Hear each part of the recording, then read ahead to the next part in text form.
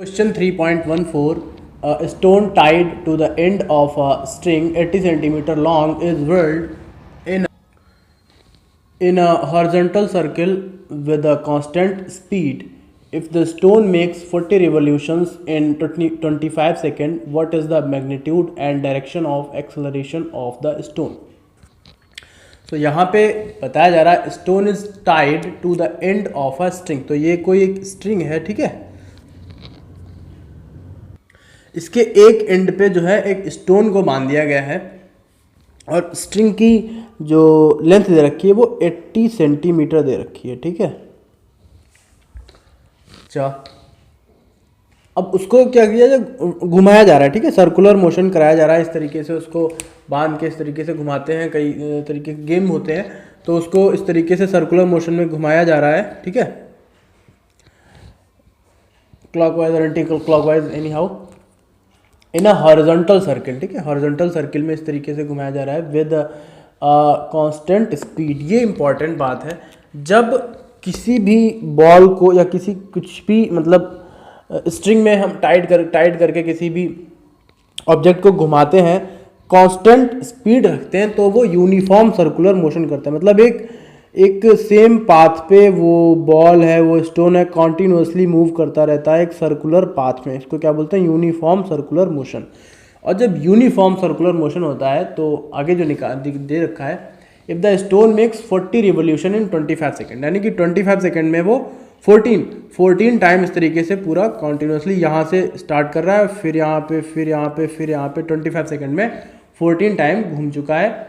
What is the magnitude and direction of acceleration of the stone.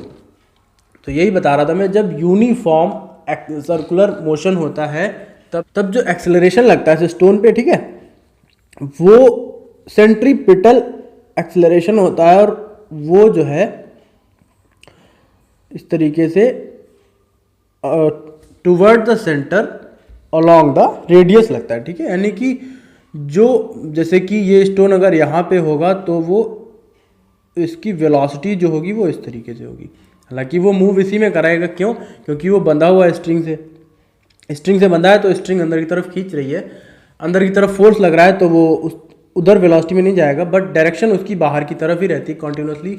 अगर आप string को cut कर देंगे तो वो तुरंत ही इसी डायरेक्शन में, जिधर भी होगा, यहाँ पे होगा तो वेलोसिटी डायरेक्शन अभी बताएंगे, उधर होगी तो भाग जाएगा, ठीक है। तो ये वेलोसिटी डायरेक्शन होती, और ये होता है सेंट्रीपिटल एक्सेलरेशन जब यूनिफॉर्म सर्कुलर मोशन होता है।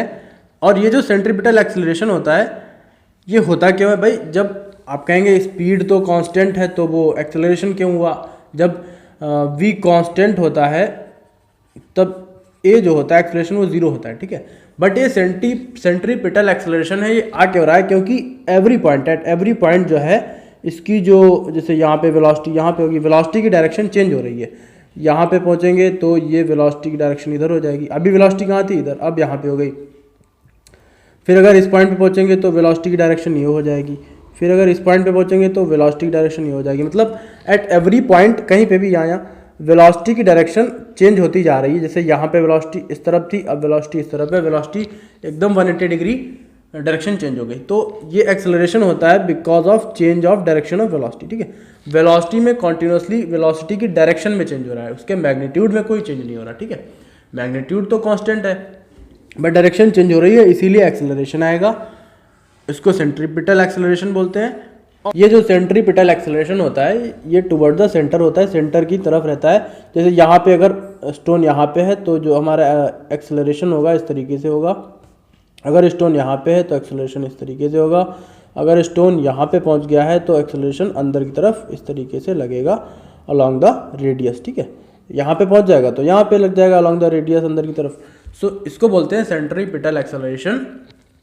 और ये तभी लगता है जब मैग्नीट्यूड ऑफ वेलोसिटी जो होता है कांस्टेंट होता है, या कह लें स्पीड कांस्टेंट होती है।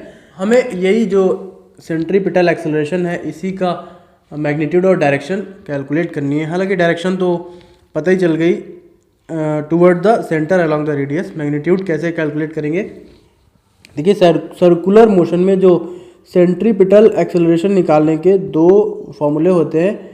AC यानी कि centripetal acceleration equals to v² upon r, यानी कि अगर हमें ये वेलोसिटी पता है उससे निकाल लेंगे या फिर एंगुलर वेलोसिटी ओमेगा पता है तो उससे निकाल लिया जाता है AC equals to r omega square.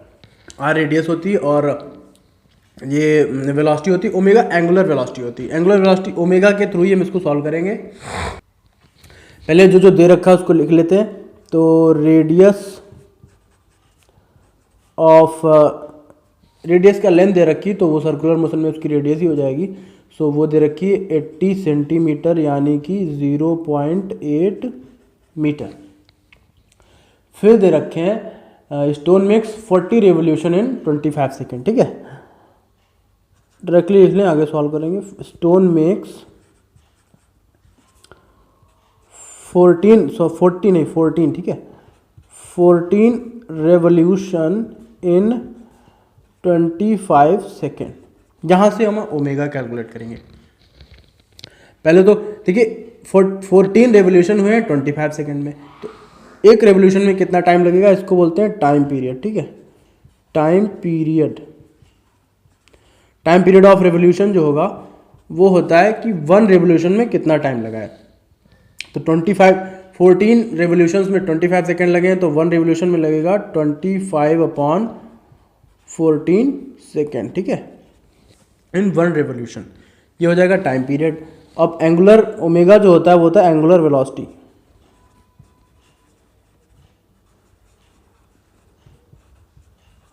ये सब आप सर्कुलर मोशन में पढ़ेंगे। Angular velocity omega equals to होता है 2π/t।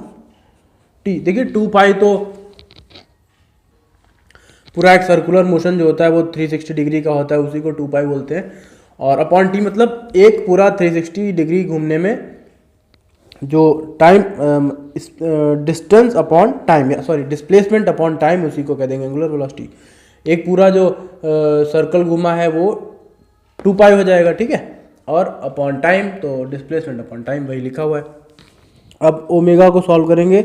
Omega equals to 2 into pi की वैल्यू हो जाती है 22/7 इंटू टी, ये हो जाएगा 1/t। ठीक है, तो t 1/t की वैल्यू है 25 और 14 आएगा अपॉन में। ठीक है, 14 यहाँ पे आएगा, बट अपॉन का अपॉन जो होता है वो न्यूमरेटर में चला जाता है, तो इसको डायरेक्टली लिखे दे रहे, 14 ऊपर लिखे दे रहे। ठीक है, अब इसको सॉल्व करेंगे। 7 2 जा 14, फिर आ जाएगा 22 2 जा 44 2 जा 88/25। तो ओमेगा की जो वैल्यू कैलकुलेट करके आएंगी, सो यहाँ से जब सॉल्व करेंगे तो ओमेगा की वैल्यू आएगी 3.52 रेडियन पर सेकेंड। ठीक है, रेडियन इसको बोलते हैं 2π को, इसकी यूनिट रेडियन होती है और टाइम सेकेंड में है।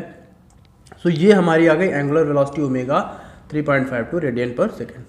अगर हम जो एक्सेलरेशन है उसको लीनियर वेलोसिटी v से कैलकुलेट करना चाहें तब भी इतना डिफिकल्ट नहीं होगा, लेकिन उसके लिए पहले क्या निकालेंगे, हम टोटल डिस्प्लेसमेंट निकालेंगे। टोटल डिस्प्लेसमेंट कैसे निकलेगा, देखिए 1 सर्कुलर मोशन जो होगा 2πr के बराबर होगा, फिर उसको 14 से मल्टीप्लाई करेंगे तो टोटल डिस्प्लेसमेंट आएगा अपॉन टोटल टाइम 25 है, फिर उसको डिवाइड करेंगे तब v की कुछ वैल्यू आएगी, जैसे ओमेगा की वैल्यू आई है, और फिर v को यहाँ पे r में रखेंगे तब निकल आएगा।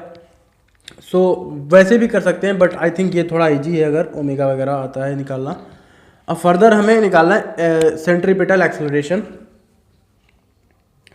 तो AC इक्वल्स टू हो जाएगा r ओमेगा स्क्वायर, r की वैल्यू है 0.8 इंटू ओमेगा की वैल्यू है 3.52 और 3.52।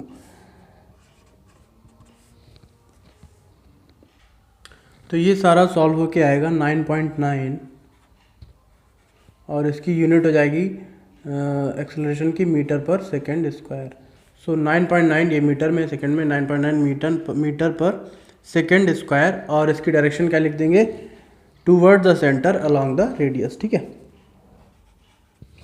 तो यही हमसे सॉल्व करना था कि सेंट्रीपिटल एक्सेलरेशन का ये मैग्नीट्यूड आ जाएगा और ये इसकी डायरेक्शन आ जाएगी।